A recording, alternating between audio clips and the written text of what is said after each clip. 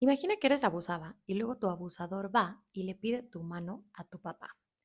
Tu papá no dice nada. Tus hermanos toman venganza y luego tu papá se enoja con ellos porque, ¿qué va a decir la gente? Déjame contarte la historia de Dina que aparece en la Biblia en Génesis 34. Antes de empezar, aclaración importante. Esto no es una crítica a Dios, ni a la fe, ni a la espiritualidad de nadie.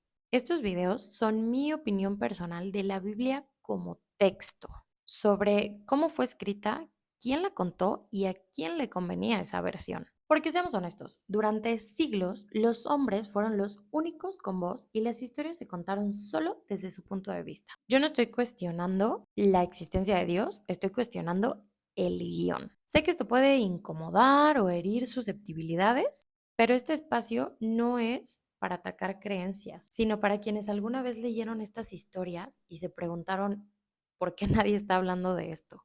Si tú también te lo has preguntado, este es tu espacio. Dina, que era hija de Jacob y Lea, un día salió a visitar a las mujeres del lugar en donde vivía. Siquem, que era hijo de Amor, el gobernante de esa región, la vio, le gustó y abusó de ella. Después el texto dice que se enamoró de ella y se quiso casar, así que le pidió a su papá que le pidiera a Jacob la mano de ella en matrimonio. Jacob se entera, no dice absolutamente nada y solamente se queda esperando a que regresen sus hijos que estaban en el campo. Cuando los hermanos de Dina se enteraron de lo que había pasado, se enojaron muchísimo. Entonces Amor, el padre de Siquem, fue con Jacob y con sus hijos para negociar tipo, mira Jacob, mi hijo ama a tu hija. Dejen que se case con ella y yo te prometo mezclar nuestras familias, hacer negocios juntos, compartir tierras.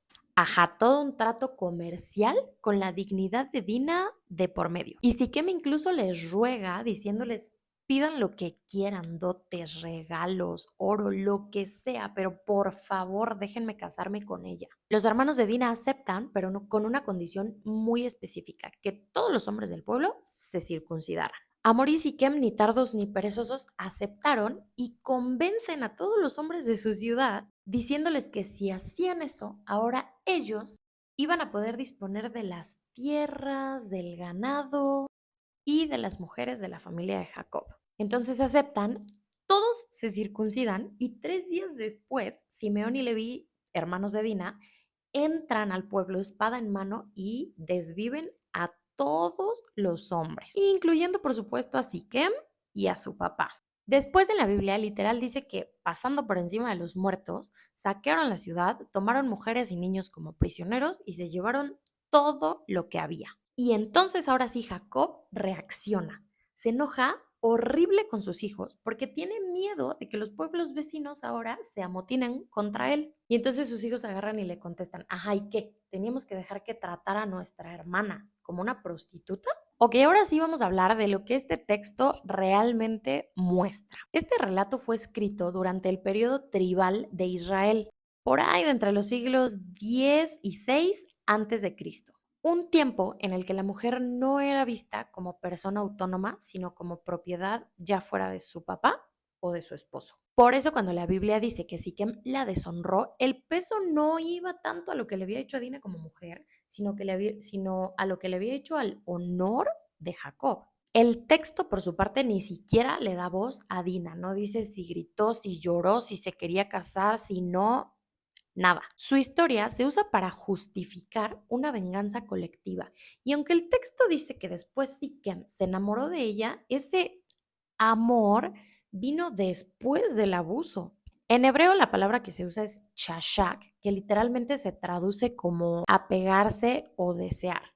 No amar en el sentido de vínculo o de respeto. O sea, el agresor no se enamoró, se encaprichó. Luego este güey y su papá convencen al pueblo, fíjate nada más, convencen a todos los hombres del pueblo de que se mutilen ahí abajo con tal de casarse con la mujer de la que había abusado. O sea, ve hasta dónde llegó su capricho. Y luego Jacob, el patriarca elegido, el justo, se queda calladito.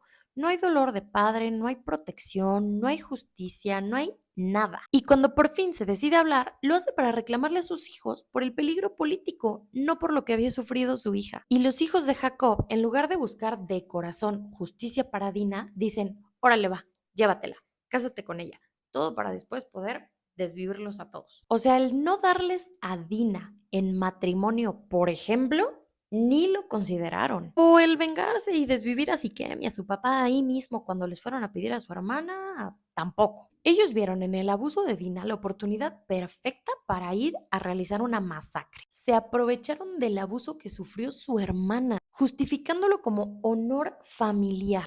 No lo hicieron por ella, sino por lo que su cuerpo representaba para ellos. Porque en esa cultura el cuerpo de una mujer no era suyo, era un símbolo de prestigio familiar. Y luego Dina desaparece del relato. Ni me imagino lo que habrá sentido ella al ver que su papá no dijo ni pío y que luego sus hermanos la entregaron a su abusador. Porque por mucho que haya sido plan con maña, en el momento la entregaron y ya estuvo. A ella no le quedó de otra más que irse. Y luego para terminar, ya no la vuelven a mencionar nunca. Su historia solo sirvió como telón de todo un drama masculino. En textos como el Código Hammurabi, que fue escrito en el siglo XVIII a.C., también se consideraba que si una mujer era abusada, el ofendido era el papá o el marido. Y eso se refleja muy bien en esta historia, porque la venganza se centra en el agravio al clan, no en la Incluso en la ley deuteronómica posterior, que viene de Deuteronomio 22 del 28 al 29, si un hombre abusaba de una mujer virgen no comprometida, la solución, o sea, el siguiente paso ya era casarse con ella y pagarle una dote al padre. O sea, la mujer pasaba de ser víctima a ser esposa de su agresor y su valor se reducía a una simple transacción. Y a ver, que esa lógica no nació en la Biblia, pero la Biblia la perpetuó. Y vamos viendo, porque la historia de Dina no es solo una historia antigua. En algunos casos usan esta historia diciendo que Dina se quiso mezclar, conocer las costumbres del pueblo y casi que fue su culpa por haber querido ir a conocer otra cultura. Y resulta que la enseñanza es que el pueblo de Dios no se puede mezclar con el mundo porque pasan estas cosas.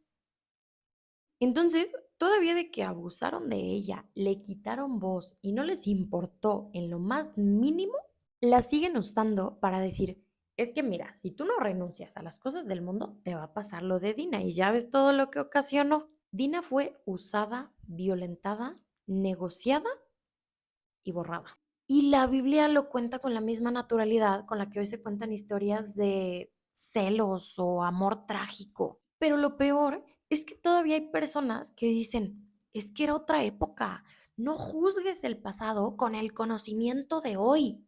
Hay que entender el contexto. Sí, claro, pero entender el contexto no significa justificarlo y seguirlo usando hoy para enseñar, porque como ya he dicho en otros videos, si no podemos juzgar el pasado con conocimientos y conciencia actual, ¿por qué se siguen usando estas historias como enseñanza hoy? Porque aunque hubiera sido otra época, hoy siguen usando su historia sin siquiera haberle dado el beneficio de escucharla, de saber cómo se sintió, su opinión. En fin, te leo en los comentarios, sígueme para más historias de machismo sagrado y para ver lo divino desde otra perspectiva. Te quiero mucho, te mando besitos.